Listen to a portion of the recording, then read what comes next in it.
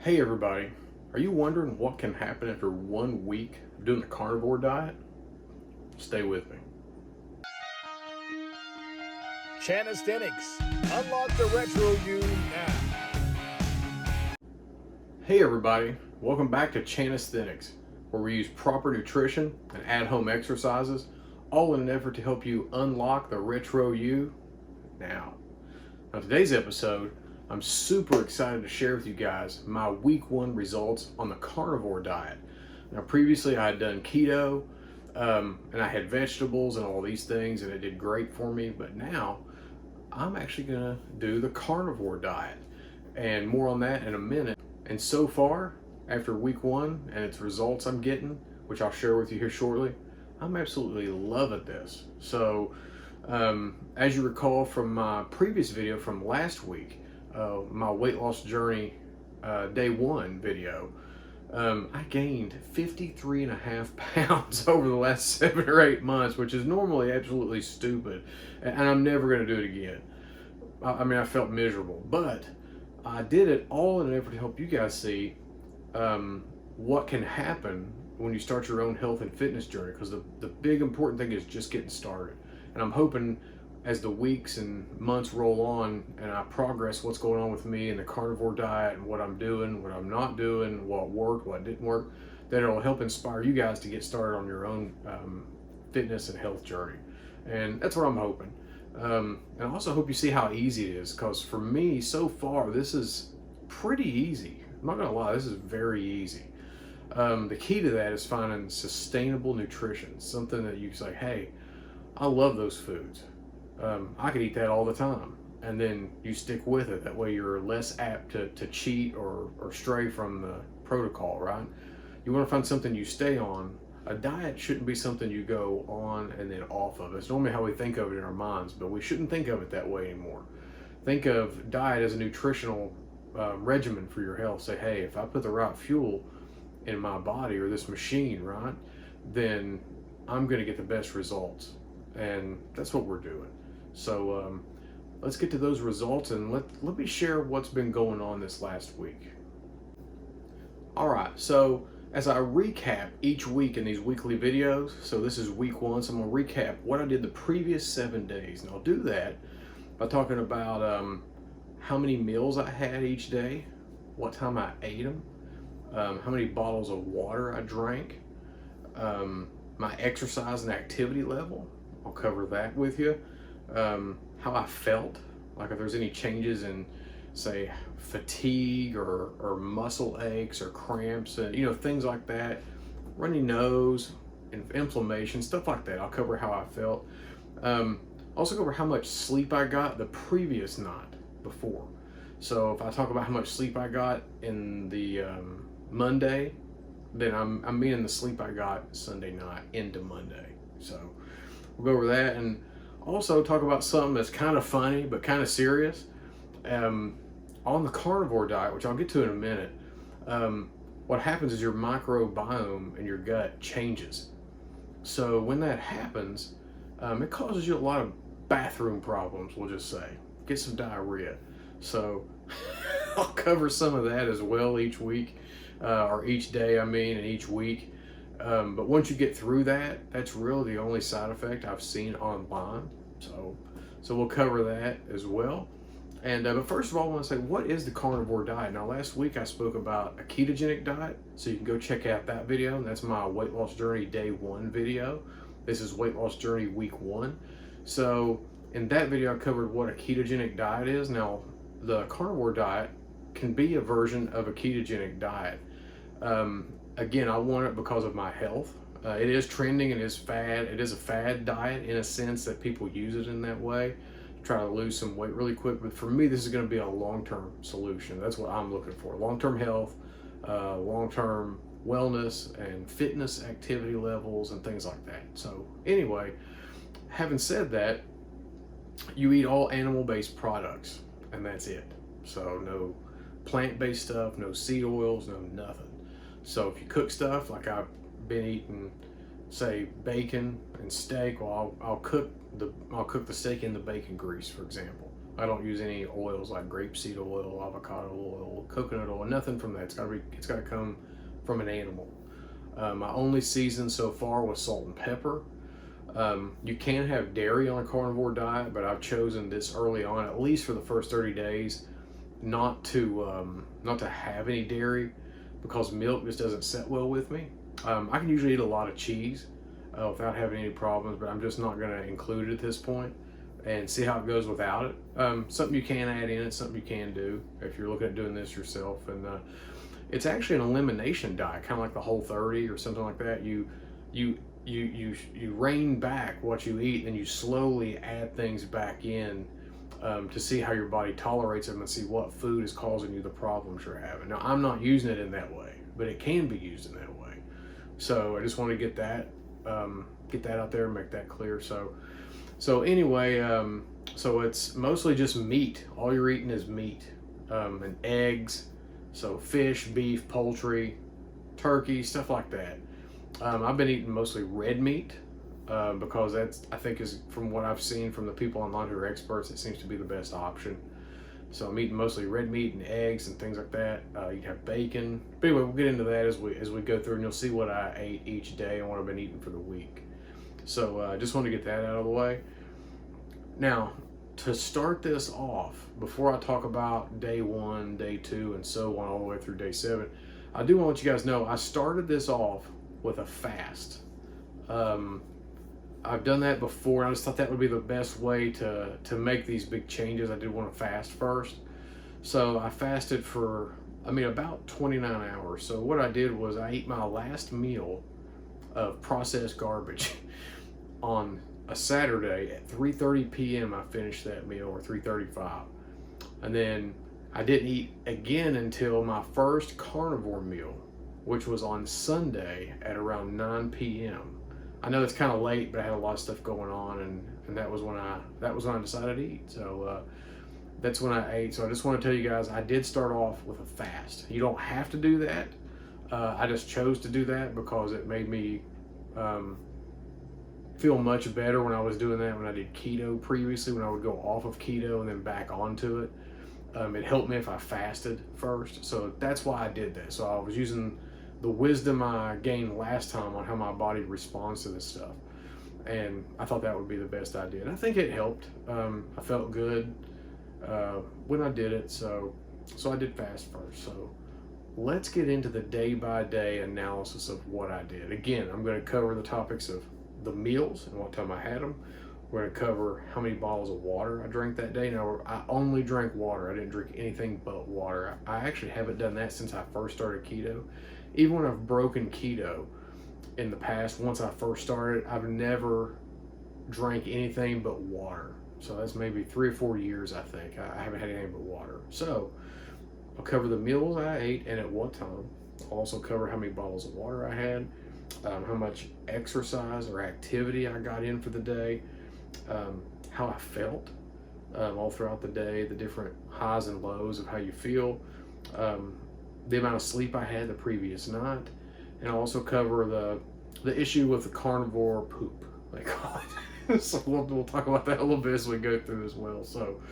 So anyway, let's get started. Let's look at what I did each day. Now, on day 1, I've already hinted at this when I talked about fasting, but I only had one meal that day. I had a half a pound of bacon. I cooked it up, took it out of the pan, left the bacon grease in there, and then pan-seared a 1 pound of ribeye in the same pan with the bacon grease. And I only seasoned it with salt and pepper. And again, so far the only seasoning I've used on carnivore is just salt and pepper. I haven't used any other seasonings yet. Now, eventually you can branch out. They make carnivore seasonings, which are all animal-based and all that, but I'm not going to get into that now. This is just week 1. So maybe later in future videos, that's something I'd definitely like to explore. Unless I'm okay with this, but we'll see. We'll see. But anyway, so that's day 1. That's what I ate. I also had 3 bottles of water I drank. As far as exercise and activity, I had none. And it's at this point I want to let you guys know that I'm going to try to make the transition from eating processed garbage to carnivore without working out, because I haven't been working out for the last 7 or 8 months. I stopped.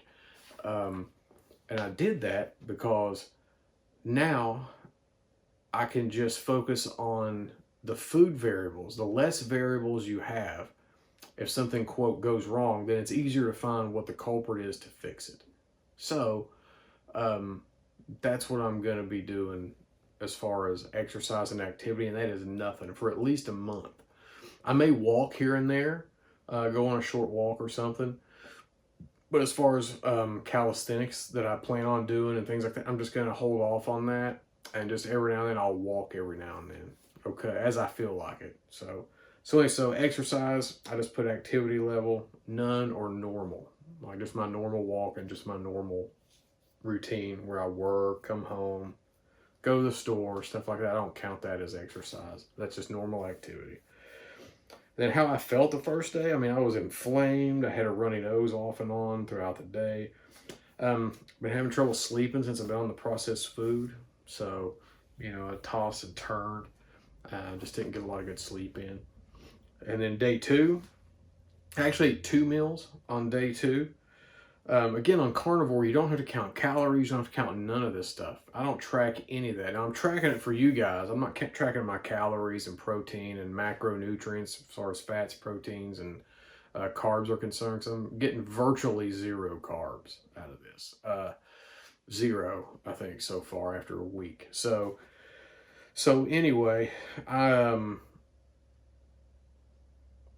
on day 2, I had 2 meals, but that's what I wanted to talk to you guys about. On Carnivore, you can have just, if you're hungry, you eat, and eat until you're satisfied and satiated. I mean, try not to overdo it. You don't want to eat so much you can't walk or, or do anything like that, but have a nice, decent sized meal or a large meal. And a lot of people only eat once a day on Carnivore. There was times during the week I only ate once a day. The first day I ate once a day, but I was doing a fast. But as you'll see as we go through this, I actually ate 1 meal a day quite a few times. But sometimes I had 2 because I was hungry.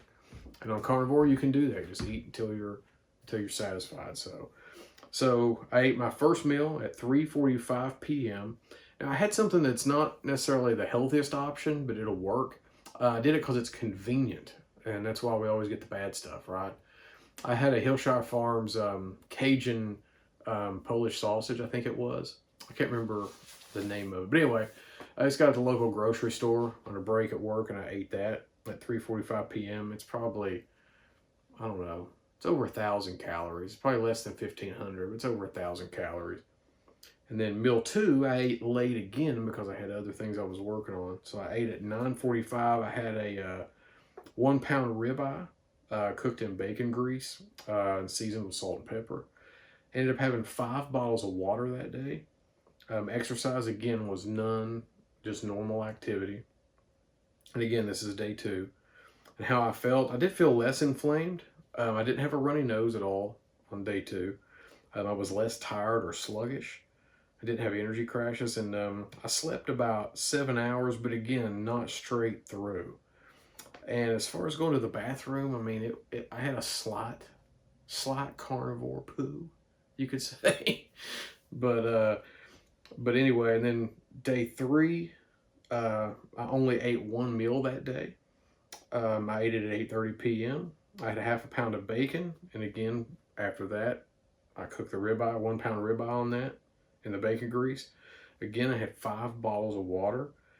As far as exercise goes, on day 3, I actually cut some grass, plus my normal activity, as far as work and shopping and things like that. So it was a small yard, so it wasn't really that significant exercise-wise, but I did add it on here.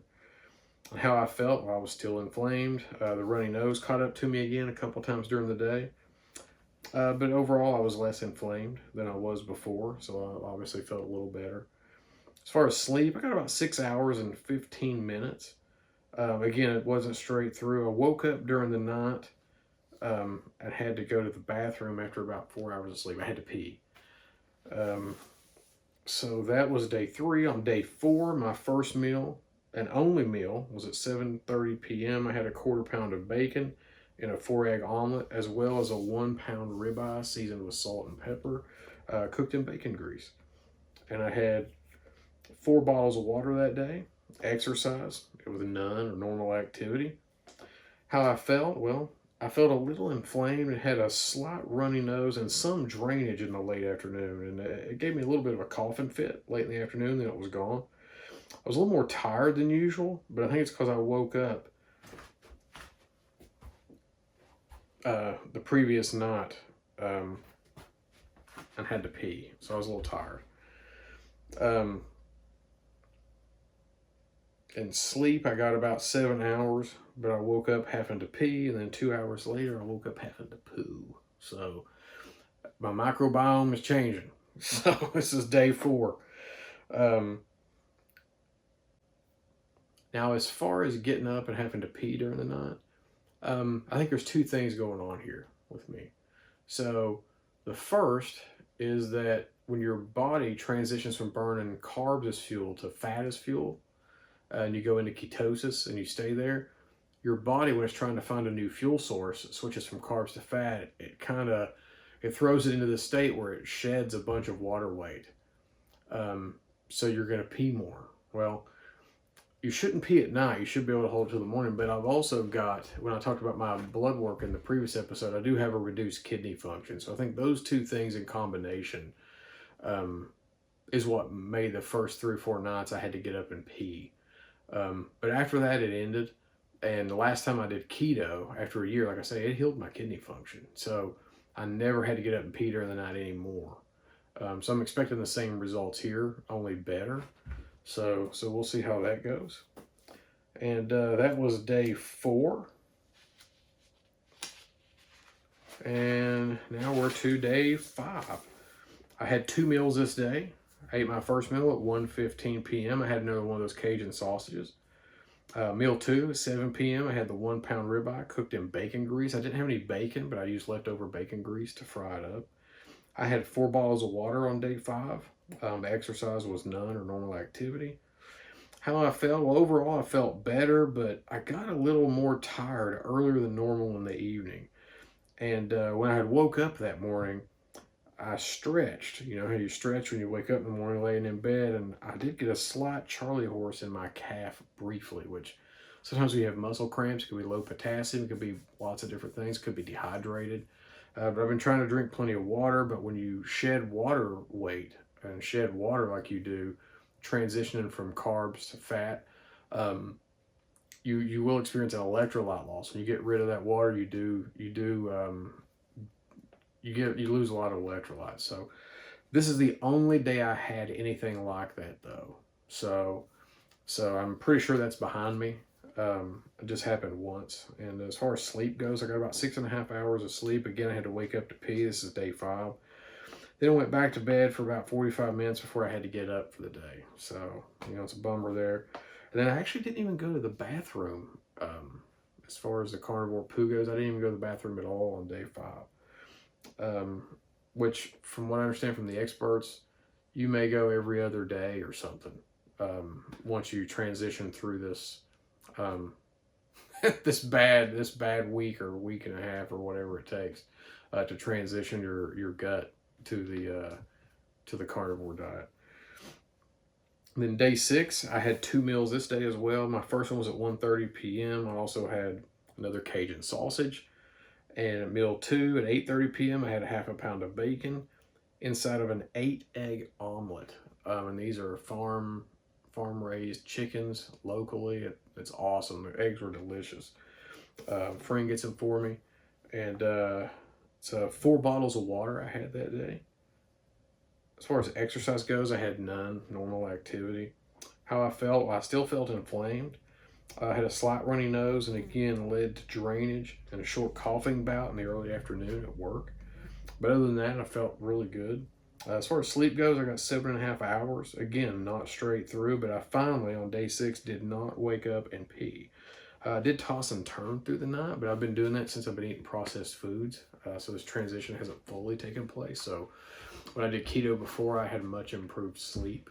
So I'm expecting the same thing this time. It took me about 3 or 4 weeks last time or more to get there. Like I said, it's a process, and the longer you're in ketosis, the more efficiently your body utilizes the ketones. So that's a good thing. So anyway, I'm waiting on that. And again, I didn't go to the bathroom again at all as far as number 2 goes.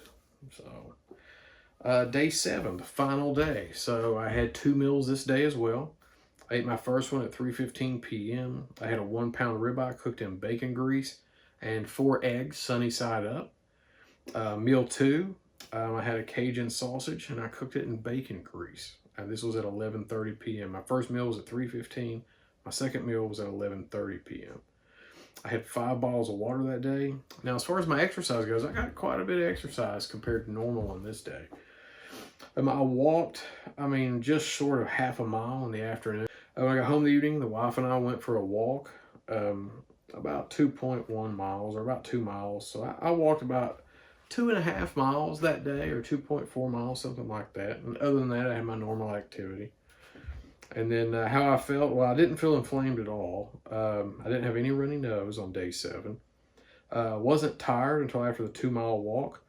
And then I was way more fatigued than I normally would have been. I think that's just a product of me transitioning from burning carbs as fuel to burning fat as fuel. So that's a good thing. I remember when I went on the ketogenic diet before, I had severe muscle fatigue for about a week, and I think the problem was I wasn't eating enough. On this, I'm definitely eating enough.